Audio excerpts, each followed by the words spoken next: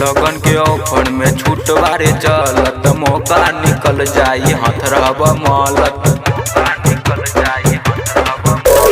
लगन के ऑफर में छूट बारे चलत मौका निकल जाई हाथ रहब मलत। भेंट यदि करब त भेंट नहीं होई लागल भरवा के भीरी बा।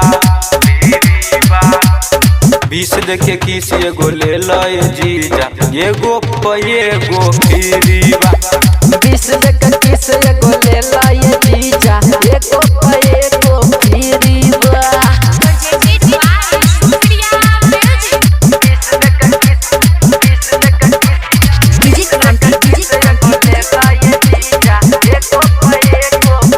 जाई जहाँ घूमे ले आँख सबे मारे काहे ले जाता रबानी ओमे के।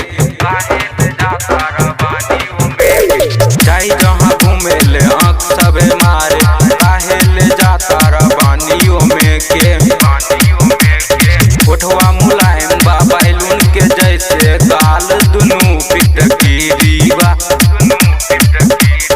20 देखे किस एगो ले लय जीजा एगो एगो फ्री बा। 20 देखे किस एगो ले लय जीजा एगो एगो फ्री बा।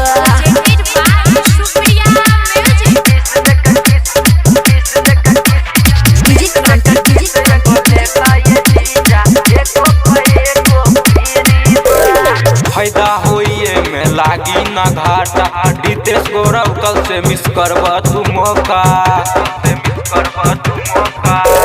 फायदा होइए में लागी ना घाटा रितेश गौरव कल से मिस करब तू मौका। उठवा मुलायम बा गौरव के जैसे हाल दुनू पिटकीरी बा। 20 देखे किस एगो ले लय जीजा एगो एगो फ्री बा। 20 देखे